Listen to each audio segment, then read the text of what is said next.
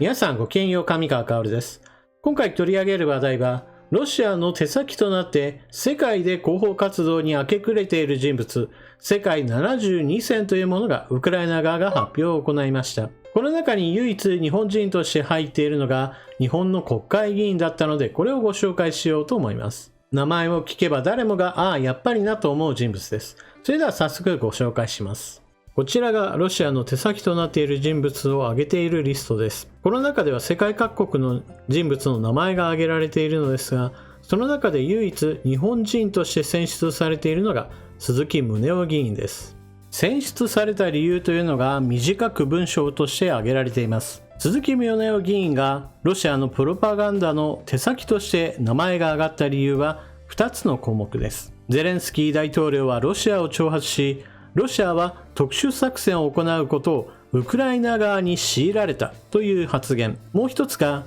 ウクライナが降伏することによって多くの命が救われる。名誉ある降伏をウクライナ側に求めたという発言です。このように認識されているということは以前から報道されていました。ロシアプロパガンダは日本の政治家を使ってウクライナを協議に向かわせようとしている。ウクライナの偽情報対策センター、ウクライナの国家安全保障国防会議参加偽情報対策センターは、ロシアのプロパガンダメディアが日本の鈴木宗男議員を利用してウクライナをロシアとの協議に向かわせようと試みているとの見方を示した。報告によれば6月22日、鈴木氏がロシアの国営メディアリアに対して、ロシアの対ウクライナ全面的戦争の責任はウクライナにあるとコメントしたとし、さらにはキーウ政権がミンスク諸合意を履行しなかったことに責任があると述べたという。加えてセンターは、鈴木氏がこれまでもウクライナに速やかに降伏するよう発言していることを指摘し、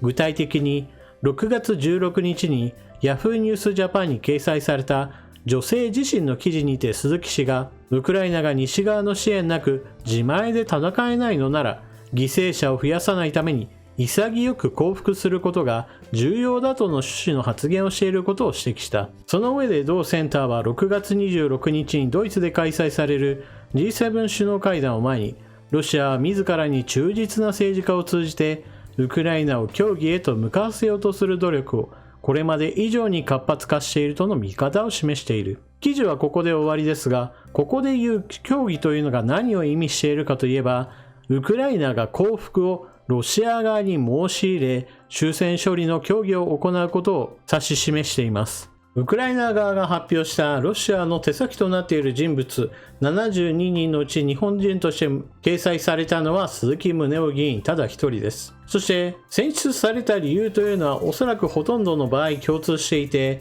ロシアの主張に沿った内容をそれぞれの国において発言している、それによって影響力をもたらしているであろうという人物が選出されています。例えば鈴木宗男議員が選出された理由として、ロシア軍が本格侵攻したその理由というのはあくまでもウクライナ軍側が原因を作り、その原因によってロシア側が軍を入れざるを得なかったことに追い込まれてしまったんだ。このような責任はウクライナ側に全面的な責任があるといったようなロシアの主張を丸々飲み込んだ発言というものを行ったり、もしくはウクライナ国内における一般人の犠牲についてもロシア軍がやったというようなニュースを見れば、これに対して劣化のごとく反発し、西側諸国が作り出したフェイクニュースによるものだといったものや、ウクライナ全土にミサイルが飛んでくるわけですが、これらについても基本的にはこれらは全てウクライナ軍の自作自演であるといったような、これまたロシア側にとって都合の良い発言というものを繰り返しているような人たちがいるわけです。鈴木宗男議員の場合だとさすがにそこまではしてはいませんが、ご紹介したように基本的な全体構想の中から言えば、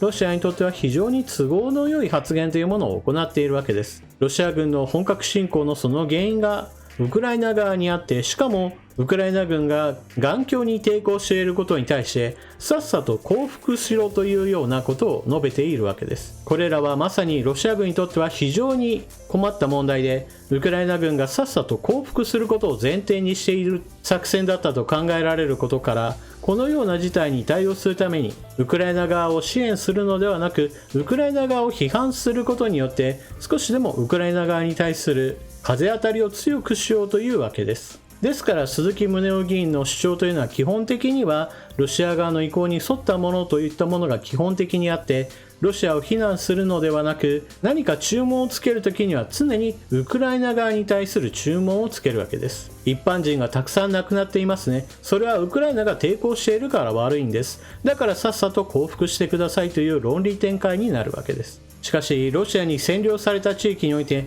何が起こっているかといえば、基本的には非ウクライナ化、例えばウクライナ側を使ってはいけないし、ウクライナの歴史はそもそも教えないような教育課程に変えるし、ウクライナの通貨は使えなくなるし、そして何よりも反ロシア、反プーチン思想を持っている人に対しては、これらに対して逮捕・拘留し、そしてウクライナ国外の強制収容所へ連行されるということが分かっています。そのようなことにより、親を失った子どもたちに対しても同じようにウクライナ国内へと強制連行され、一生親には会えないだろうと言われています。本来であれば本格的な侵攻を行ったロシア軍の方にこそ批判をすべきであって、現状において停戦するのではなく、さっさとウクライナ国内から出ていけというのが終戦の条件であるべきです。しかしこうしたどちらかの方が問題があって、どちらかの方がそれに対して一方的に批判することに対して受け入れられないという人や、もしくははっきりと親ロシア派の意見を持っている人たちの場合だと、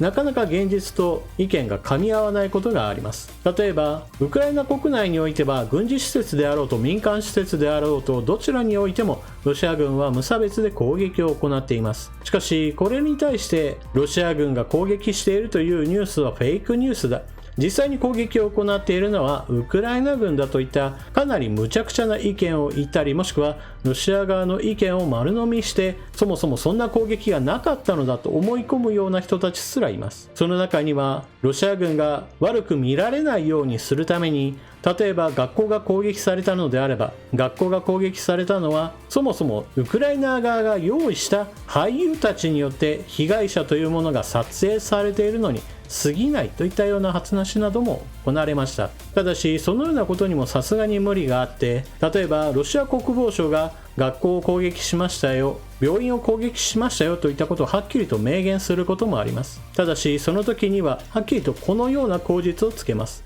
例えば学校を攻撃した場合においては、その建物にはウクライナ軍が武器弾薬を集積していて、もはやそれは民間施設とは呼べない軍事施設であるから攻撃を行ったんだ。病院を攻撃した際にはその場所がウクライナ軍の前線司令所になっていたから、そこはもはや病院として保護されるべきものではないといったような話です。ですからロシア軍自身も民間施設を攻撃していることはたびたび認めています。ただしそこにウクライナ軍がいるであるとか、ウクライナ国民をナチス化させるような教育が行われていたのであるとか、後から口実をいくらでもつけることによって攻撃それ自体を正当化することがあります。ですからウクライナ軍がウクライナの学校や病院を攻撃しているのだと言っている人たちというのは、そもそもロシア国防省すら言っていないことを言って、なんとかロシアが悪者にならないようにとしているわけです。そのような人たちにしてみると、国会議員である鈴木宗男氏がロシア側の立場に立って発言を繰り返しているというのは非常に心強いものでしょう。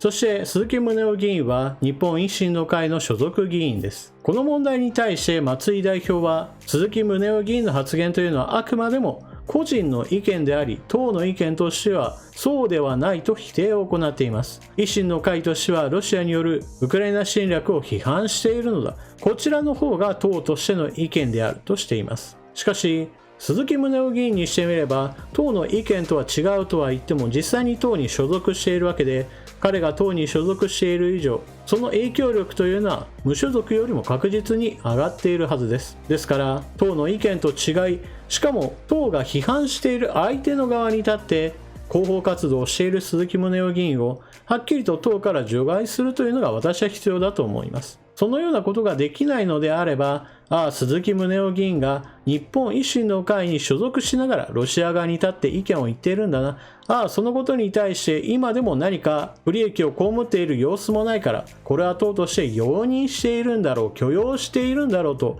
そのように言われたとしても私は文句は言えないと思います。維新の会としてロシアを批判する立場であるというのであれば、党の意見とは明らかに異なっている鈴木宗男議員を党のメンバーとし続けていることをはっきりと自ら改めるべきです。皆さんはこのことをどのように思われるでしょうか。ぜひともコメントしていってください。それでは動画を最後までご視聴いただきありがとうございます。チャンネル登録していない方はぜひともチャンネル登録をしていってください。そして動画を見終わったら評価ボタンのクリックもよろしくお願いします。それでは次の動画でまたお目にかかりましょう。またね。